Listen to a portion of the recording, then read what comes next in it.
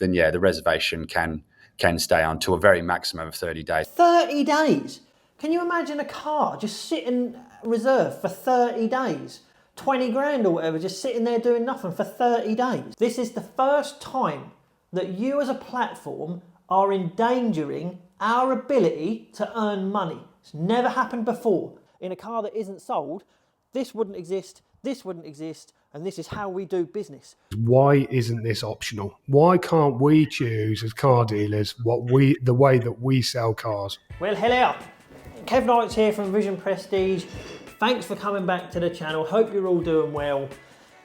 It's going to be a little bit of a different video today. It's a bit of a video. If you're in the motor industry, if you're selling cars, fixing cars, whatever, you'll probably know what's going on with the whole hype about Autotrader at the moment. If you don't know, I'm going to give you a real quick heads up on what is going on at the moment. Most people, unless you've been living under a rock your whole life, will know what Autotrader is. It is the biggest platform for buying and selling new and used cars. It has been around since year dot. It started off with the magazines. Now it's all gone digital on the internet like everyone else has. And it is without doubt the best platform out there. And because it's the best platform out there, you have to pay for it to be the best platform out there. And for you to want to be on it, obviously it's going to cost you.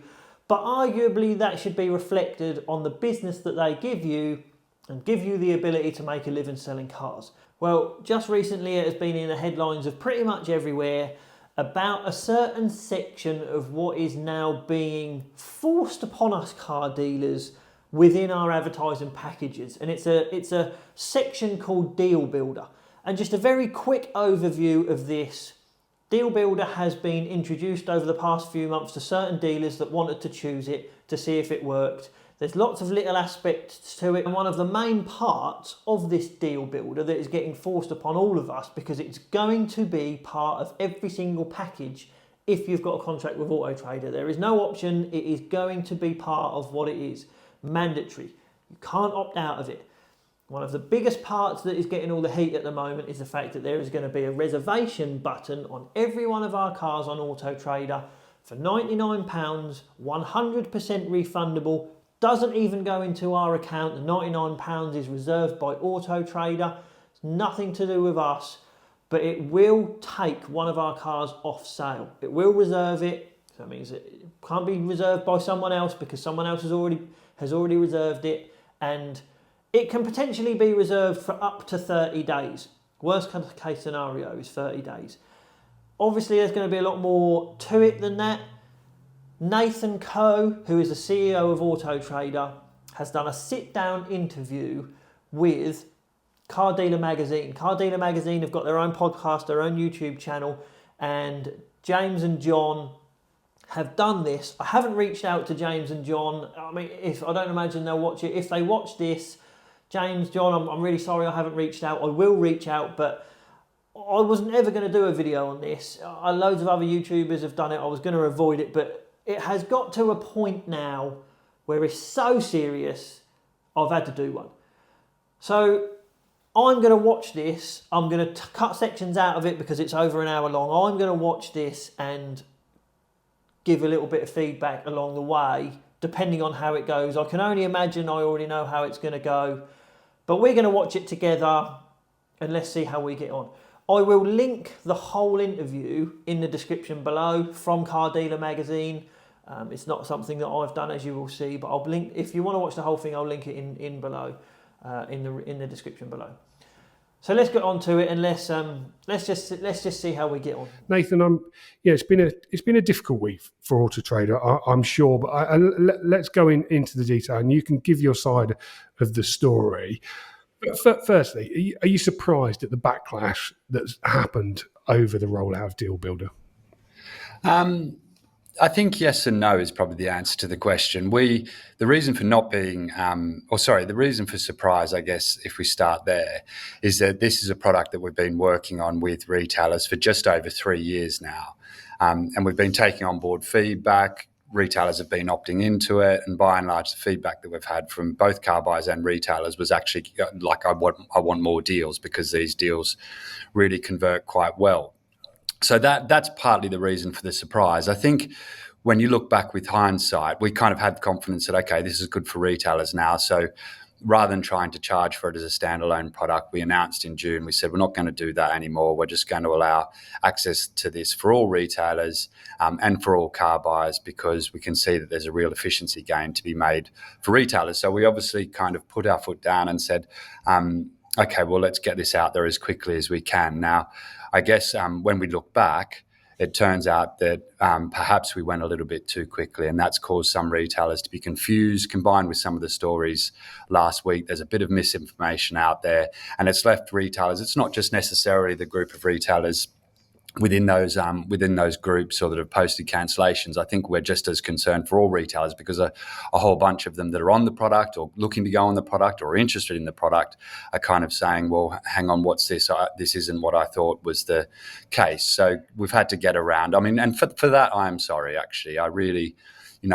I think you know me well enough, James, as we're here to do a good job by retailers. That's what we pride ourselves on. It was one of my biggest priorities when I was the CEO. So to have caused that confusion and retailers' angst, I am really sorry about that. And I think it is that, probably moving too fast. And then some of the communications, it is a kind of complicated product. And when you combine those two things together, a product that's quite a big change and it rolls out to a lot of retailers, perhaps it's definitely understandable why some retailers have said, well, hang on, what is this all about? I think a lot of dealers out there listening to this and watching this on YouTube will certainly appreciate that apology. They're also going to want to see some action, Nathan. I mean, what are you going to do? Are you going to roll back this? Are you going to change the rollout?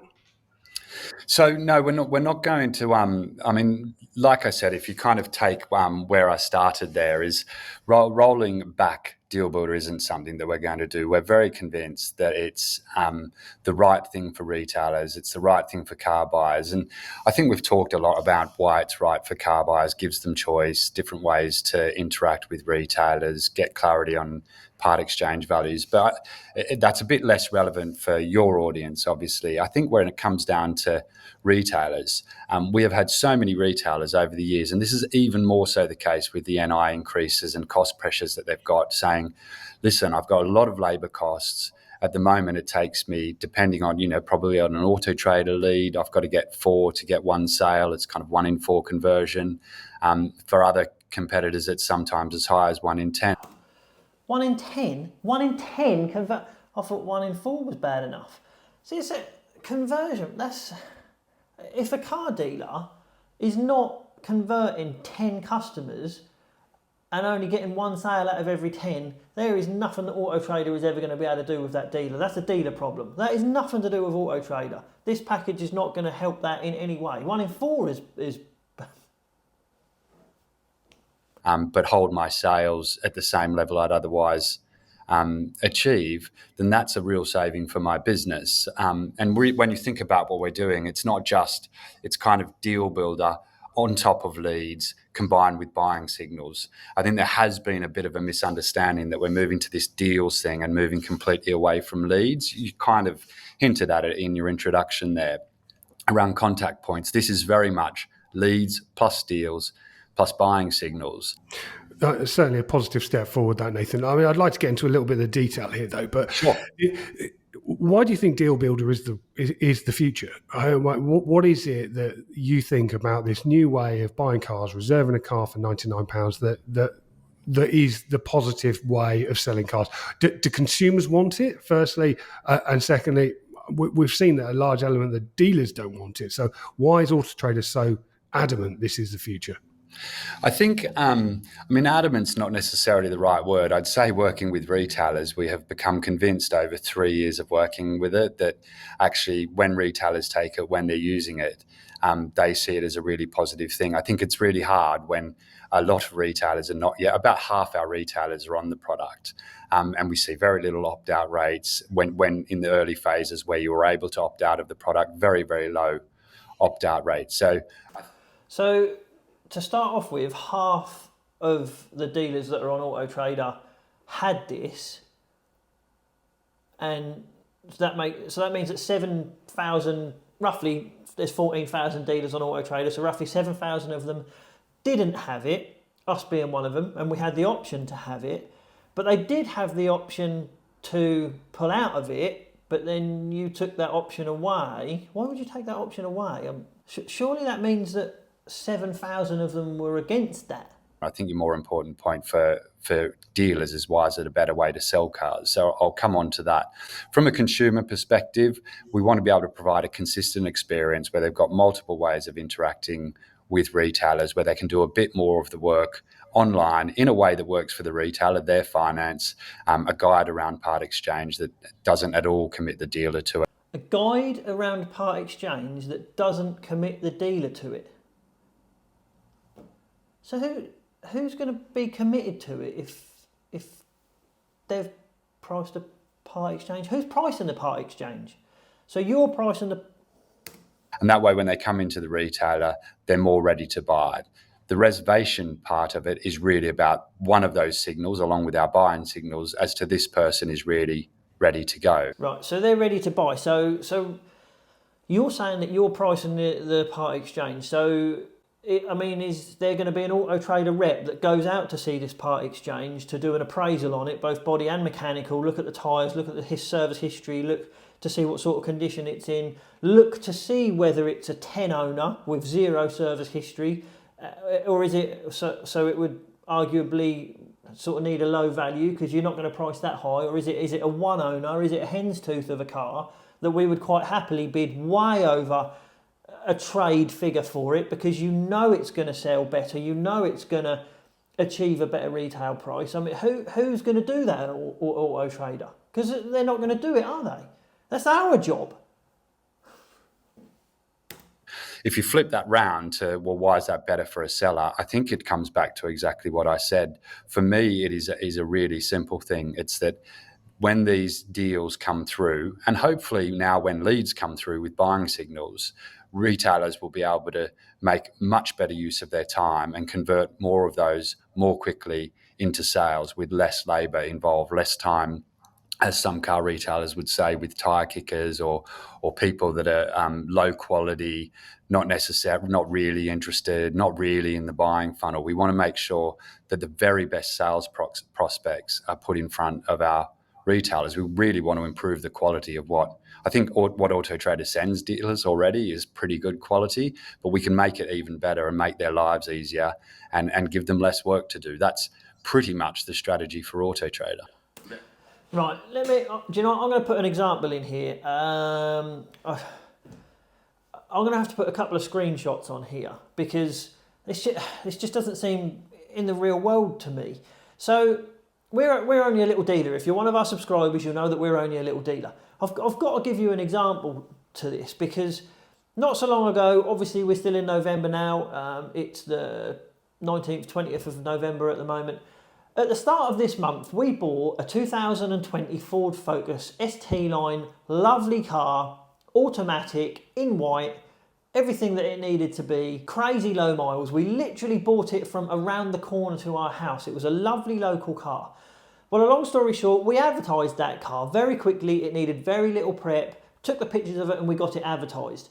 And I want to say it was on the 5th of November. It had only been advertised for a day or so, this car. On the 5th of November, very late on in the day, we got a phone call about it. It was out of our work hours, but in reality, when you're self-employed and you're a car dealer, if the phone goes and you're not necessarily busy, it's your choice whether you pick it up or not. Well, the phone went on that car, and it was a young lad who was so excited about the car, it's almost like the dream for a car salesperson in reality, because someone's emotionally attached to that car already. He picked up the phone, and he said straight away, "Hello, I'm inquiring about the 20-plate white Ford Focus that you've got." And the first thing he said was, "Can I put a deposit on that car to hold that car?"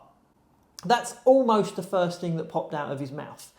And I sort of had to slow him down a little bit because although that's what you like to hear, I just needed to see sort of what his situation is. So this was a £15,000 car. It wasn't a cheap car, or by our levels, it wasn't a cheap car. I know by some dealers it might be. So I just asked him a little bit about his situation very quickly. So yes, you can put a deposit on that car and you can reserve it. Just let me ask about your situation at the moment. And straight away he said, well, I've got a car that I'm selling at the end of the month to my cousin, and when I've sold my car, I want to come and buy your car. I'm going to need finance on the rest of it like that. So I sort of said, hold on, this was the 5th of November, £15,000 car, and straight away he was telling me he wanted to reserve it for the end of the month because that's when he's selling his car. All I heard then was, that car's going to be not for sale for the whole month, so I'm not going to have that cash flow of that car doing anything really.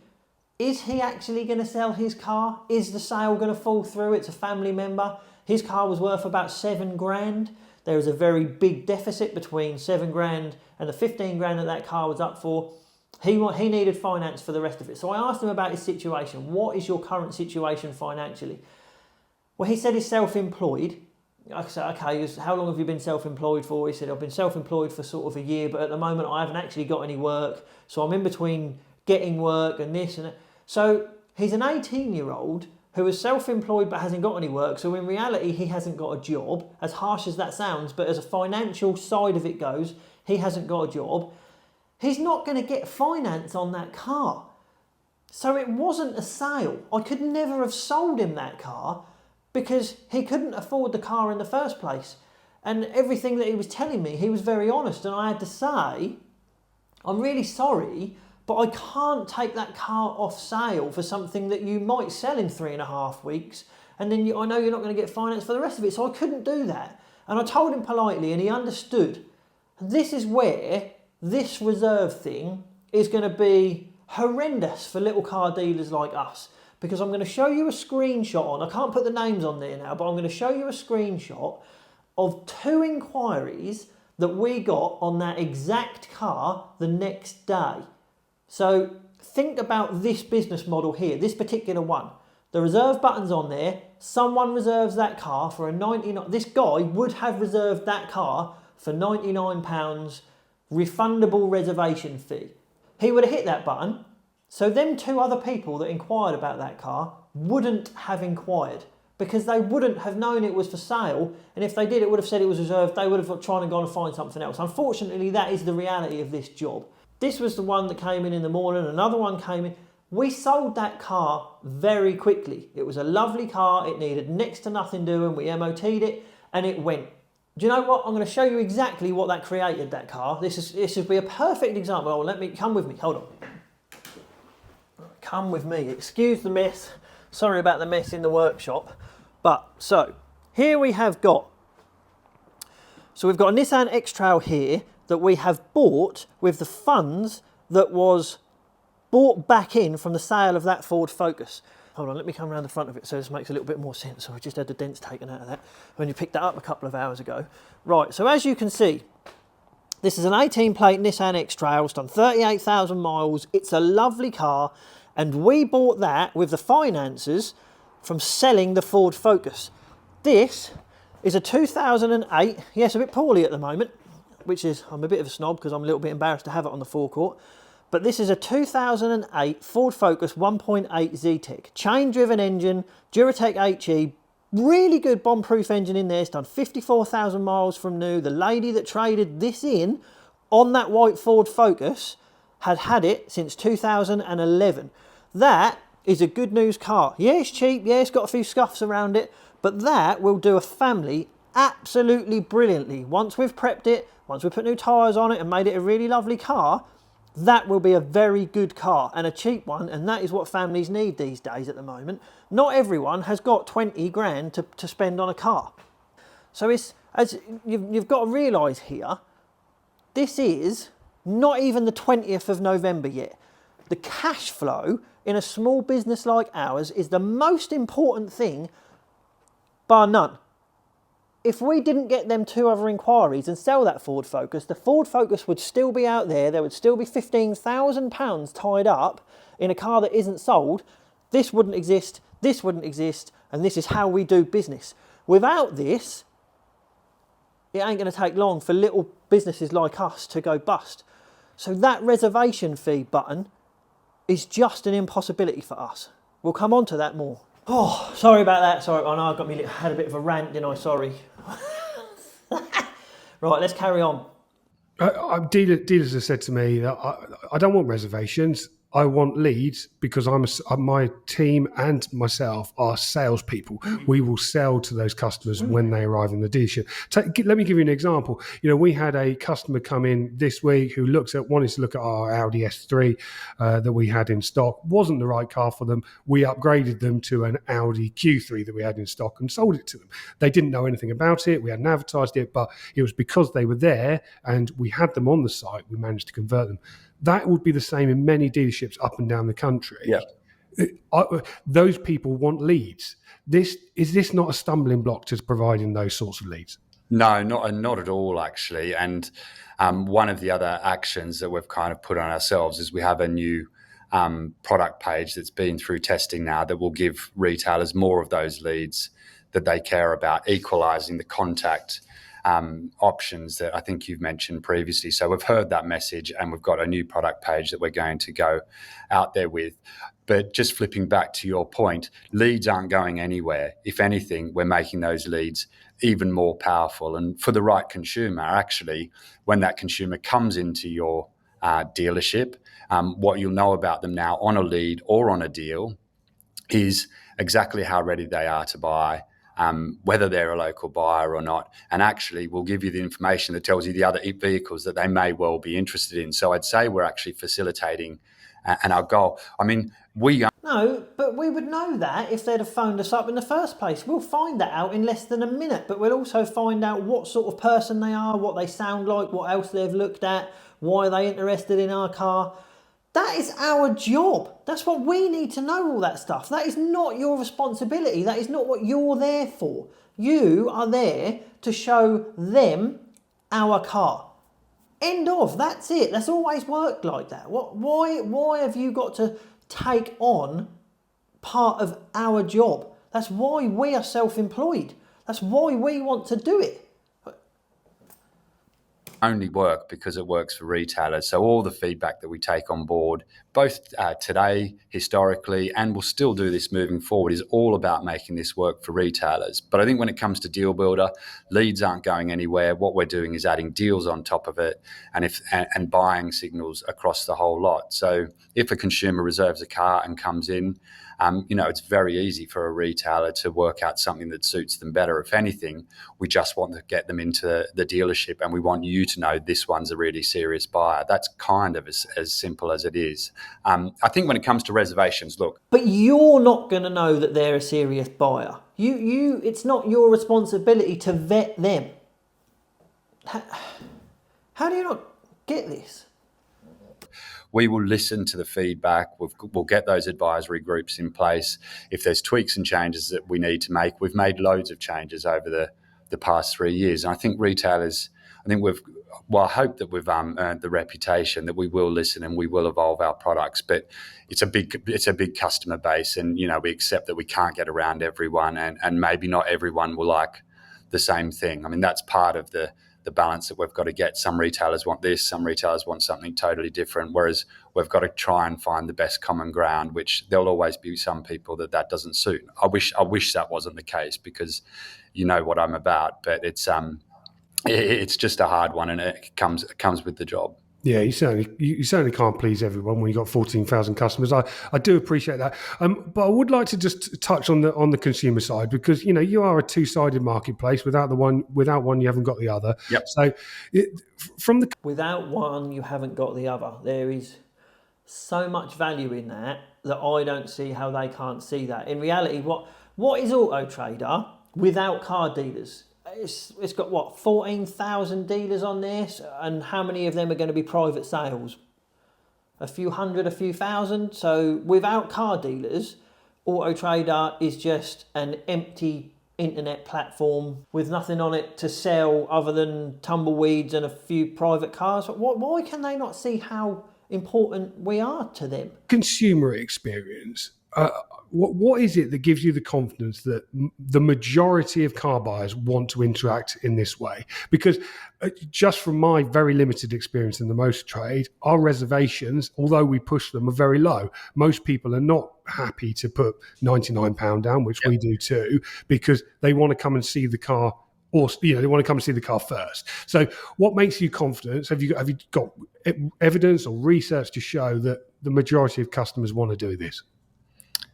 Yeah, we do. But to be honest, James, having been in a digital business for a long time, you need to always take surveys and that sort of research with a bit of a pinch of salt. A digital business for a long time. So have you or anyone that has made this decision ever had to use their own money to have the ability to make cash flow work to be able to buy stock within a certain limited period of time? Because just sitting at a desk looking at graphs ain't going to cut it, is it? From what I understand, part of the misinformation that you've referenced a couple of times, I mean, one of those is confusion about cars being taken off sale. A lot of dealers are unhappy that when a reservation goes in, that car is marked as reserved, and they may lose out on leads. I mean, why is there a need to even mark these cars as reserved at all? Well, I think most retailers that operate reservations on their own sites will have some version of doing this, and I think it is just a bit more of a statement of fact that there is a reservation on this vehicle, but you can still message the dealer about that car. So we're not kind of chopping it off. We did hear this. We had this feedback actually earlier in the deal builder journey, and so we changed actually the treatment of that flag because it did look like it was off sale. Now it's just got a flag that says reservation in progress, and you can still submit messages. We still see consumers and car buyers putting those messages through because it is a reservation that's in progress. But but people won't. Most people that are going to look at a car, which is arguably the second biggest purchase in their life, most people are busy. They're at work. They've only got a short, tiny period of time to go and look at a car. Maybe it's a day off. But they won't look at a car on the internet, see that it's reserved, and then think, oh no, I'll go and look at that one, or I'll see if that is actually reserved. They'll go on to the next one to see one that isn't reserved because they ain't got time. From their mindset, the car's still there, all the details are still there as well. The only other thing that I would add is we do see these as high quality leads. I'm sure you do this in your own business, James, but the minute these reservations come through, retailers can jump on that and they can speak to the consumer and confirm the reservation, get them to book an appointment, or if they can't get in touch with the consumer and they feel like, well, hang on, my car says reservation in progress, I don't want that, and I can't get in touch with the consumer, then with one click they can cancel that reservation, and if the consumer wants, they can get back in touch. So we deliberately did this because we had exactly this feedback from retailers, all the power in their hands. Then what's the point in having that button? What's the point in it? Because if we get a reservation and we get an email or however it comes through saying that one of your cars has been reserved, in your head you've sold that car. It hasn't just been reserved. The car's sold. The money's back in the bank. You're going out to find another one. That's how we work. You're not going to want to cancel it because you will hang on to the fact that it might be sold. So you'll wait a couple of days and think, well, maybe something's happened. And I know some retailers have said, well, the car could be off sale for 21 days, 30 days. Clearly, that would not be a product that we would design. But if no one gets in touch with anyone, then, yeah, the reservation can stay on to a very maximum of 30 days. Can you imagine 30 days? Can you imagine a car just sitting reserved for 30 days? 20 grand or whatever, just sitting there doing nothing for 30 days? In which case, we actually kind of stop the reservation and just return the money. And dealers are not going to be penalised for cancelling one of these reservations, even if they did so immediately in any way? No, well, I mean, we don't penalise. I'd like to think that we don't penalise retailers. I would say, it depends why it's happening. I mean, if some retailers, really, really don't like reservations and just want to cancel them immediately, that's not going to be a good experience for car buyers. I'd argue that's probably not good for their business. I'll tell you what's not good for the business. Not having the cash flow from a car that potentially is just sitting out there reserved and not giving us the ability to be able to carry on doing our job. That's not good for our business. It's also not good for Autotrader. So that's the sort of thing that, we will hear that feedback. Of course we will, because I don't want, car buyers on Autotrader. And actually dealers don't want that either. Dealers don't want to be putting consumers' noses out. So we're not going to, push on mindlessly without listening to feedback, without paying attention to the consumer experience. We've got to marry those two, and that's just not a great experience. One of the things that worries me, Nathan, about this is we put a lot of store by our reviews. We work very hard to keep our customers happy. If someone has reserved a car on my website and perhaps I'm talking to a different customer in the dealership at exactly the same time and selling them that car, and then I have to go on onto Autotrader, cancel that reservation and end up with a bad review saying, what was the point in reserving this car? He's just sold it to someone else, probably got more money. What are Autotrader going to do about those sorts of reviews? And I have seen evidence, I have seen in some of these groups, evidence of that actually taking place, those bad reviews being placed. Well, we've had it. We made a whole video about it, didn't we? At the end of the day, you can watch that on that blue BMW 1 Series. How often is this going to happen when it's got nothing to do with us? Yeah. So the one thing I would say on this, James, is going to happen. I imagine it will happen, provided that the way that you run your dealership. The moment that a car is sold, you take it off. You mark it as sold and get another vehicle on. Then this should happen in a relatively small number of cases. Having been, working with dealers now for 17 years. In kind of an Autotrader capacity, I would say to you that this has always happened, and it has also always been a source of negative reviews for retailers. I mean, at the moment. Yeah, but it's been in the retailers, it's been in the car dealers' control, isn't it? Now it's being taken out of our control because the reserve is being done by Autotrader. It's not fair, is it? For reservations that go through, the number one reason why the reservation isn't completed is because the car's already been sold. And consumers do seem to accept that. I wouldn't say that we've had, I would say in the whole 3 years, I've not, typically retailers, they have my email address and many of them have my phone number as well. I've not really had that feedback that strongly. And to the extent it does exist, has been something that's really consistent. Person, you'll have experienced it. Person comes down to the dealership. I want to look at this car. This particularly happens with Autotrader because 2/3 of people just walk in, and you say, "Sorry, that car has been sold." And it is exactly the same thing that happens today, whether it's reservations or you booking an appointment over the phone or them trying to get in touch with you. No, because that's not the case, because like putting that to, it's a little bit extreme, but say we get someone on the forecourt, we've got a forecourt now, lucky enough to have a forecourt, which is mega. Someone comes to look at a car, we go on a road test, and we come back and someone's hit that reserve button, but the person that has road tested it, who has made the effort to get off their behind, go out, look at the car, they love it, and then you come back, someone's hit the reserve button, you can say, okay, fine. You're going to sell it to the people that are there, but that person is going to say, what's the point in having a reserve button if the car ain't for sale? That's nothing to do with us. Reviews are massively important to us. Let me move on to some questions that we've had sent in by our readers, your customers. We've been mentioning it all week in our stories that dealers can do it, and we've had lots of them.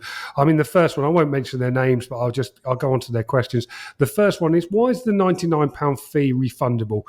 They say that it would be a much more clear signal of intent to buy if that £99 wasn't refundable, and also stop customers, which I know you say they don't do, but reserving lots of cars on a Saturday, for example, to go and see. So their question, why is the £99 non-refundable? That is a great question. You've done a lot of good questions here. Well done, James.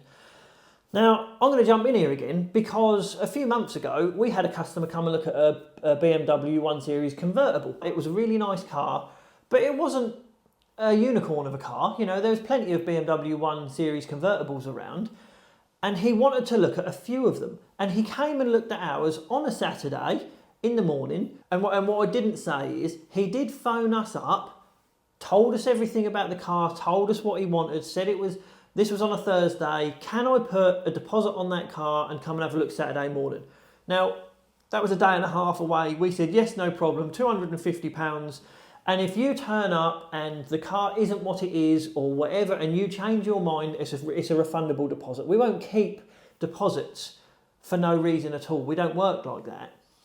He came and had a look at the car and he loved the car and he said he wanted to buy the car. And when we were doing the paperwork for the rest of the deal, he admitted to us that he had put £250 holding deposits on 2 other cars. One was at Lowestoft, one was at Yarmouth, which is an hour away from here. Now, I was sort of happy to a point because he'd bought our car. But there's 2 other car dealers that day that had arguably gone in on a Saturday, whether they opened up or whether they were appointment only, I don't know. But they were both going to be getting a phone call. I'm sorry, but I've bought a car from somewhere else. Can you give me my £250 deposit back? Now, that's harsh for them other dealers. But arguably, a lot of people haven't got 750 quid to put on deposits on cars to be able to do that. I didn't agree with it in the first place. But this is going to be a £99 refundable deposit. That's not going to put anyone off. Anyone's going to reserve cars. You know, there's no negative, there's no risk to the consumer, is there? It's just us. It is a good question, and because we've been on this journey for some time, it actually came up very early in Deal Builder. So initially, we had the reservation fee. It's always been refundable, but the difference with it is that it went directly to the retailer. What we found is that the processes that retailers had to go through, if you think about invoicing a car, and I know this is getting into a little bit of detail, if you've got to factor in Autotrader's £99 into that, it was just becoming a complete faff. So the first decision that we made was, well, let's us collect the £99. Now, as soon as we made the decision to do that, that meant dealers didn't need to set up escrow accounts. We didn't need to set up Stripe accounts for all the retailers. It made it easier to onboard retailers and made it easier for them to invoice. But as soon as we're taking the money, then it almost becomes the... So the dealers don't even get the £99. Even though they paid for the car with their money, the dealers don't get the £99 reservation fee. It almost follows on from that. Well, then, if we're not going to give the money to the retailer, we need to give the money back to the consumer so the retailer can just deal with them as they want to.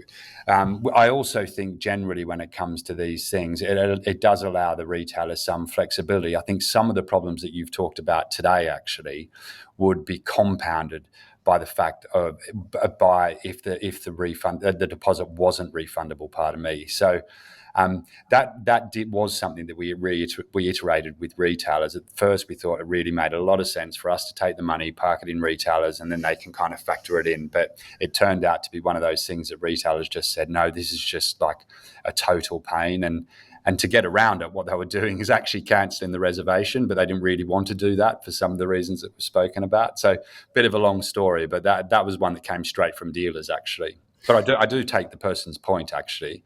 What we have seen, though, I would say, two in one of those reservations convert into a sale. And when you look at the reasons they don't, very often there's as many reasons. I'd say the 2 biggest reasons is, one, the retailer's already sold the car, or the consumer doesn't like the car that they've got. We don't really see people chancing their arm so much or just flinging around, these days with, costs of living and stuff. I'm not sure we're seeing people flinging £99 around, even if it is refundable. But they're not throwing away £99, are they? There's no risk. They're not even spending the £99, just going into an account, which I'm being told isn't even coming out of their account. So they're not throwing £99 away. There's no risk. There's no risk to the consumer. There's just risk to our cars getting taken off sale. And the thing that keeps coming up time and time again when I speak to dealers this week is, why isn't this optional? Why can't we choose as car dealers the way that we sell cars? That is the question. I've got something to say about that, but I need to hear this.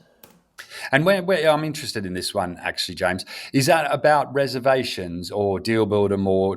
I think that's about the reservations. It's the fact that the reservation process, all part of the sales process, has been taken out of the hands of dealers. That's what people keep saying to me, that I want to choose whether it works or not. A lot of dealers have said to me that if Deal Builder is this new product that is going to sell me more cars, I will naturally progress onto it. But I want that to be my choice, not yours.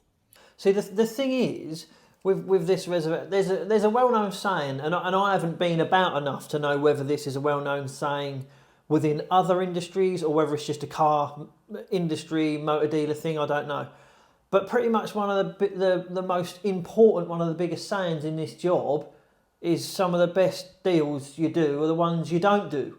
And that all starts off with the initial interrogation of the person that has inquired.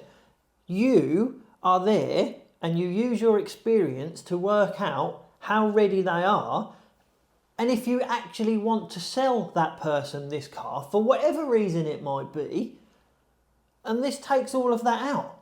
That's massive to dealers like us, especially smaller ones. Yeah, I do understand. Look, I understand this. I do understand this point. When we were rolling it out standalone, the biggest problem that we had is you had two different. If we just step into the consumer mindset, they'd look at some cars, and some cars have got this deal and reservation. Then they'd look at some other cars, and it's got a message seller. What happens in the world of the internet and people that basically have very short attention spans, make decisions really, really quickly, when you don't present them with common patterns, what happens is that they can stall. And that stall, whether it's a message or whether it's a reservation or whether it's a deal, is bad for retailers. What we want them to do is it's not about not thinking, but we don't want them to have to think about the pattern. So in order to do that, one way or the other, zero deal builder or everything deal builder, we need to provide that consistent experience. It is super, super important. And it is the most important thing when it comes to getting any sort of inquiry, whether it's a deal, whether it's an email, whether it's a lead, whether it's a phone call. If you start providing those funny user experiences, and it might sound strange, but users just need a pattern that they can kind of flow through without thinking too much. Is he for real? Without thinking too much? How the hell have people been doing it up until now without this reserve button in? I mean, how have people been buying cars? I really want to buy that car, but there's no reserve button, so I can't buy it. That would be that is the holy grail of user experience, is don't make me think. So we need to get to a common pattern one way or the other. Now, for the reasons that I said right at the very start, I really believe that, for the retailers I've spoken to that are on Deal Builder, they don't come off. They like it. I'm sure there's some that don't like it. Of course, you can't keep everyone happy, but by and large, you can try and keep everyone happy. You might be able to. You can say, yeah, right. Everyone knows that you can't keep everyone happy. But if there are options that you can choose to try, then you try. You don't just say, this is how it is. If you don't like it, you know where to go. Just finish up with the questions from our readers. The last one, and this has come up a lot, is why is Autotrader now forcing consumers to sign in and create an account to submit a lead? A lot of people say that that's just putting another barrier in place for consumers to contact us. So you've got to make an account with Autotrader before you can hit that reserve button. I mean, that's actually a bit of a blessing in disguise, because so a minute ago he says he doesn't want people to have the ability to shy away and not make it complicated because you have to strike whilst the iron's hot, shall we say. But now, to be able to reserve a car or an inquire, you've got to make an account. So that's like a massive hurdle that people are just not going to bother doing. I mean, anyone that's got a business out there, it doesn't matter what business it is, if you try and get a Google review off someone, they've got to have a Google account to be able to do it. And if they haven't, I haven't got a Google account, I can't do that. And we just say, don't worry about it, it's fine. That's the exact same thing. Am I being a bit negative on this? Because I feel like it. My blood's boiling. Honestly, this is the worst thing that Autotrader have ever done. And they've done a lot of things. Don't even get me started on price indicators. Yeah, so I think it's a totally fair question. I would go back to the start. We don't do things. That aren't good for retailers, especially when it comes to contacting them. Which begs the question: well, why'd you do this? Because surely that will mean some consumers don't inquire. So there are a couple of things there. The first is that the majority of consumers are already, especially the consumers that submit leads, are already signed into the platform. Most of our audience is on apps. Most of those people are signed in. So it's perhaps much less of a barrier than people think. However, if you've inquired about a car for sale on Autotrader, please put on the comments down below whether you've got an Autotrader account or not. I want to know what the difference is between, because I don't know anyone that has got an account on Autotrader that has gone and bought a car. So I'd be interested in that. When we first put the change in, there was a bit of a dip, and it kind of normalised. It normalised over time. This is back to those patterns that I spoke to you about. So people kind of got used to that over time. We also saw quite a bit of an increase in calls as well. So consumers would just choose their pattern. Choose their method of contact. That has largely normalised. The question is, well, yeah, okay. So why'd you do it though?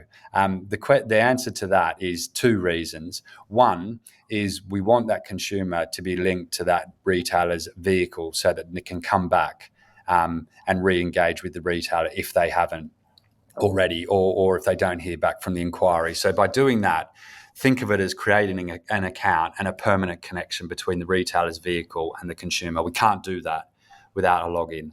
The second reason, and to be fair, retailers need to have a chance to see this, but we're really hoping that retailers like buying signals, and I think it is a really good product, but at the end of the day, it's got to be good in the hands of dealers. We can't do that without the login journey. So there are a couple of reasons. It wasn't that we want to do anything with the email addresses. It's actually retain that, like create a basket between a retailer and a consumer, and enables the buying signals, as I mentioned. I just want to wrap up our chat, Nathan, with just a bit of a kind of just a little bit of a recap on what dealers can expect. We've seen a week of discontent. You've clearly had cancellations. You know, the Autotraders admitted that. You've had a number of dealers downgrade their accounts. Speaking directly to those people, or people who are thinking about doing that, what would you say? Well, I think I'd start. I think it's relevant for everyone. I mean, if you look at the cancellations, the cancellations that were received are about 59. It's 59 above what our normal level would be. So I think I would be happy to personally speak to those customers, to be honest. But I think it's broader than that, and we've got to think much more broadly than that. And I'd say we've always listened. I think we showed, in COVID, that was me. That was the first, literally the first 23 days of my tenure, and we forewent 120 million pounds of revenue. Not the greatest decision to make as a newbie CEO. The reason why we did that is one of my goals was I wanted to reset that expectation or the way that people perceived Autotrader. We've always been here to help, and we wanted to absolutely double down on that. So, and that's what we've been trying to do for 5 years with forums and webinars and sharing data that we used to, you used to have to pay for. It was just inaccessible. So I would say we are here to work with retailers. I guess you'd expect me to say that, but I think we've shown that that's what we want to do. I'm gutted that we've got any pot of retailers that feels like they're not listened to, and some of that is down to us using words like mandated, and that perhaps some of our comms has been a bit hard to understand. We went, perhaps retailers were turned on too quickly. I totally take that, but we can only kind of move forward together, and I think that's what we're doing. We'll listen to retailers. We always do, but some of those retailers clearly don't feel listened to, so we'll set up these advisory groups to listen to them. Right, I don't expect Nathan Coe to watch this even 1%. However, if by some small miracle someone in his circle or even the business does, this is the way I see it. You are not listening to all of your customers. You're not listening to I wouldn't even say the medium to small. You're not listening to the small branching onto medium-sized dealers. You're not listening to them with this. If Deal Builder is an amazing product and it's the best thing since sliced bread for selling cars, we will organically move onto it. The motor trade is probably the smallest industry on the planet. Everyone knows everyone, especially in certain areas. If something is working well for one dealer, everyone's going to end up knowing about it because people are going to be talking about it. So they will organically migrate onto anything that works for them. It shouldn't be something that is forced upon them. The biggest problem here is the dealers that are paying £1,000, £2,000, £3,000, £4,000 a month. which there has got to be 20 little dealers to every big dealer. The big dealers will be able to suck this up. If they get a reservation fee and it goes wrong, then they've got 100, 200, 600 cars in stock with cash flow, which is almost unlimited. That's fine for them. They're probably the ones that have had it as saying that it works well. It doesn't work for the smaller dealers. There is too much risk. There is too much ability to lose cash flow to carry on their business running for the rest of that month if a car has been reserved. It just doesn't work and you're not listening. If all you're thinking about is the big dealers, you need to think about the little ones that are paying you these smaller margins, because 20 of them is going to make 20 grand a month as what one of the big dealers is going to do. You've got to think these little dealers are the ones that are trying to build, they're trying to expand their businesses. And the only way they can do that really is by getting up to newer cars which have got less risk, less prep, less problems, less everything, because they're newer and they've been on the road less. And that's how we try and build our businesses. But you're not going to allow us to do this because we're not going to be able to risk a car for 15 or 20 grand being reserved and not having that cash flow and not knowing what's going to happen to it. At the moment, we know. It's up to us. You're not thinking about it. I will say, and happily say, that Autotrader is without doubt the best sales platform out there. And we have tried all the other ones, and the quality of the inquiries is hands down better on Autotrader. But stuff that you have done over my 13 years of doing this job have made me angry. But they've made me angry to a point of fine, we'll have to suck it up. When a few years ago, you said that the packages were going to have to change. Our account manager literally phoned up and said, if you don't increase your package, the phone won't go. We thought they were joking. We didn't increase our package. The phone stopped ringing. We increased our package another £300 a month. The phone started ringing again. Then the price indicators. Price indicators were never going to work for everyone. It's not right. That's not thinking about a consumer. Price indicators don't include things like how many owners a car has had, what the condition of it, what's the service history, what the tyres like, does it run all right? They don't include any of that. How is that ever fair? I don't agree with them, but we've had to use them because we want to use Autotrader. This is the first time that you as a platform are endangering our ability to earn money. It's never happened before. You cannot be complicit in the way that you think this is going to be all right with everybody. You need to look at it and you need to make this an option. You say you can't make everyone happy, but if you make that reservation fee, look, everyone's got issues with Autotrader. Everyone's got issues with how extortionately high our monthly charges are.